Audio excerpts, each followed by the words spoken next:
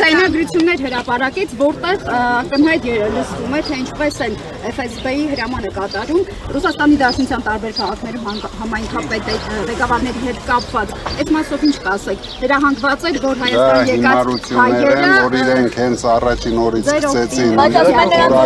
հատուկ բերել են այստեղ քվեարկության։ Ինչպես կարող եք, օրինակ դուք դա ոնց եք պատկերացնում, տասնյակ հազարավոր մարդիկ գալիս են։ Իրենք հնարավոր է, ասենք,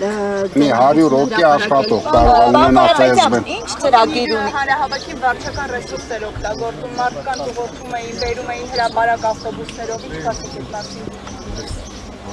Թող բարով այլ։ Ինչքան եք բաժանել ընտրակաշառք, ամենօր ձայնագրություններ են հրապարակում։ Դե դուք երևի հաշված կլինեք, դուք ամենալավը չենք բաժանել։ Այդը որ բաժանած լինեինք, հիմա ինձ էլ նորից կալանավորած։ Պարոն Կարապետյան, որ ուժերի հետ Դուք ինչ պնդում եք, որ հաղթել կարող եք ասել մոտավորապես ուսումը ֆանտազիա կարող եք ցանալ։ Look here. Սցենարի է պատրաստ ընդդիմությունը Փաշինյանի հանրական հաղթանակի տեխնիկանելու ծրագիր ունի։ Այսօր ընտրությունները, այսօր խոսքը ասում է ժողովուրդը, ժողովուրդը ինչ կորոշի, այդպես է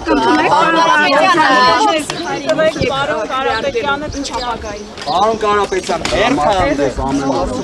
դրա համար խոսեմ նաև վաղ։ Վտանգավոր է այդ հարցերին պատասխանել, իրենք կարող է համարել քարոզություն, նորից մի 1000 մարդ ձեռբակալ։ Պարոն Կարապետյան, ինչ Փաշինյանով եք գնում քներեք ուղղակի հերթ այնտեղ արդեն։ Մարդիկ սպասում են Մարտական տրամադրությամբ, ինչպես մեր հայ ժողովուրդն է։ Այսօր երևում է, որ բոլորն են մարտական տրամադրված եւ շատ կարեւոր է ապահովել իսկական լեգիտիմ իշխանություն, որ մենք վերջապես հնարավորություն ունենանք մենք որոշենք մեր երկրի ապագան, ոչ թե դրսից։ Պարոն Կարապետյան, իսկ դες չհաջողվի մեծամասնություն կազմել։ ինչ զարգացումներ եք Հանրահավաքներ նախատեսվում են։ Ամենայն դեպս ես ուրախ կլինեի, որ մեր երկիրը չտանենք նոր ցնցումների, որտեղ ամեն մի ցնցում նորից մեր երկրի զարգացումը հետ է գցելու։ Դրա համար ճիշտ կլինի։ Պարոն Կարապետյան,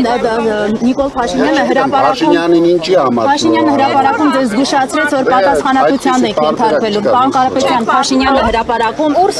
զգուշացրեց, որ պատասխանատվության եք ենթարկվելու, նաև 300,000 ադրբեջանցիների խոսույթը քաղաքական օրակարգ մտցնելու համար, բացի փողերի լվացումից եւ Ես ամեն օր եմ պատասխանատվության ենթարկվում, ամեն օր։ Ես հիմա պատկերացրեք։